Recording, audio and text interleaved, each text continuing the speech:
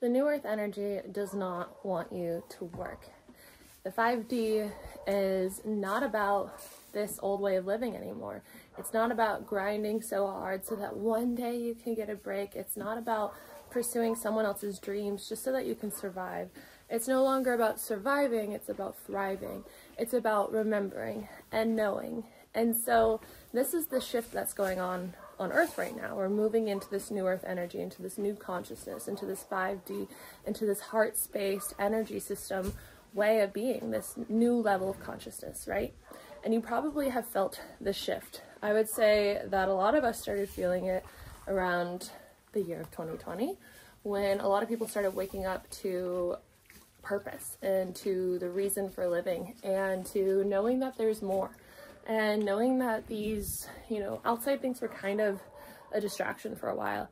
And everyone had a different experience, There were a lot of hardships during that time, a lot of confusion, a lot of grieving, a lot of letting go of old systems, but also a lot of finding. In the chaos, new is born, right? In the chaos, we start to witness a new level of creation, which is beautiful. This is Forte, and he's my little buddy right now. I just was helping out with some mucking of the stalls, which I've done like 3 times now, and so I'm very slow at it. But this guy is being boarded here. He is a racehorse, I believe, and so I think he has to go back to his career, but we've been bonding a little bit, and so now I'm like, do we need to save him? The owners just came here, dropped him off, and left. They didn't check in with him or anything. The other guy over there, same thing. They came together and they were super, super anxious, as they would be in a new place. They're pacing and super hot, covered in flies because it's the summertime. So the farm owner and I were saying, maybe that's the next horse we have to save. So we'll see. But this topic of not having to work, not needing to work anymore, it's something that really started waking up within my being when I was in a job that I hated towards the end. And I started to feel that way because I was just being mistreated, because I wasn't even getting paid enough to pay my bills. I wasn't, I wasn't feeling valued or supported. I also have mud all over my hands. Mud, pretty sure. And I wasn't feeling valued. I wasn't feeling supported. I was feeling like, okay, the job kind of looks cool. It's giving me some good experience. I'm networking with some really influential people who I do admire and I am inspired by, but on a day-to-day, I'm being kind of harassed and I'm being kind of put down, and I know I didn't come to Earth for this. And so on my long drives back from LA to Orange County, my 3-hour commute when I would go film in LA, because I was working in marketing, I was the creative director for a supplement brand, and we were working with some influencers and celebrities there. I would come back in that 3-hour traffic and I would just be like, there has to be more. Why am I doing this? I was like, I did not come to Earth to do this. I would literally be screaming. And people in this LA traffic probably were going through the same thing, but would look over at me and be like, I feel you, sister. And there was just, I was like, I surrender, I give up. Tell me what I'm supposed to do. Tell me why I'm here. What's the way out? At that point, I pretty much knew why I'm here. I had a really big sense that I wanted to be a part of something bigger, that I wanted to assist in this shift of consciousness and this waking up here on Earth, this mass waking up. But I didn't know the way, that period of time where it goes from that chapter of like being on the hamster wheel to the chapter of freedom. And so I was just like, please show me the way, show me the way, show me the way. And, you know, then I went on a trip to Kentucky to see my dad, and things fell apart in my job. I came back, or I was going to come back to new conditions where I had to do that LA drive multiple times a week, be in the office multiple times a week, or every single day of the week, which is just, it was impossible for me with Arlo and how far I lived from the office. And also just like my mental health, I could not do it anymore. There was an EMS, or well, there was a cell tower type thing, maybe like a 5G tower, right next to the office. I felt nauseous from the EMF, and I felt like the room was always spinning in the building. And the boss I really do admire him and like him, one of them. And he tested the first office that we had for mold for me, but still I was spinning even though the test results were great. And the second place we were in, we moved offices, I was also spinning there. I was like, I know I can't do this. I know this is my opportunity. This is my sign. I just have to leap. And so I did, which I don't recommend you do, if, like leaping without another branch to grab to, but that was my method. I was like, okay, I've been, praying for this, asking for this, setting this intention, and this is my opportunity. And I'm just going to trust that everything will work out if I just trust. And I set my mantra, the day that I quit that job, I set my mantra is I don't work for money. I have a lot of money coming in. I work for pleasure and fun whenever I want. And that is the case now. And it's really nice because I am able to live this life where I volunteer on a horse farm.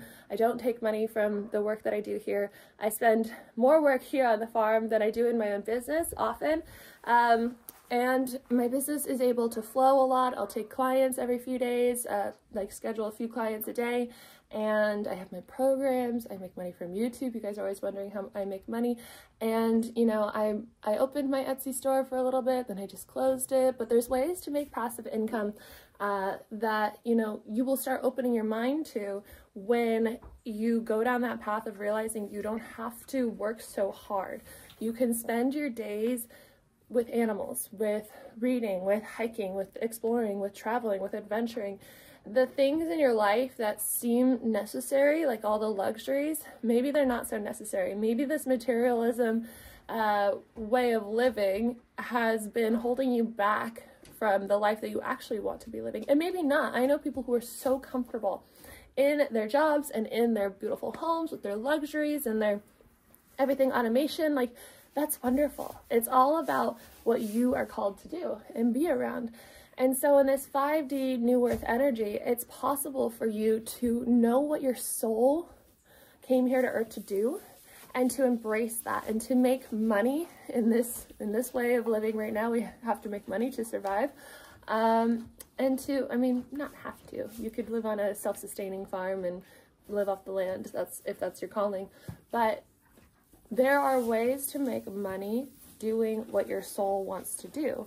And it comes down to like a lot of things that I work with in the one-on-one calls. I was just actually working with a friend too who's like very good at business management, and he's helping me automate some stuff. We're creating some new stuff. I have a new course coming. I have a really other exciting project that I'm working on with his support. And so we were going down like on the main things that the people that I work with are facing, like the biggest struggles. And it really comes down to self-worth and self-trust, because like we might know, like how I knew in that drive what my purpose was. I didn't like trust myself or think that I was worthy enough to just fully go for it.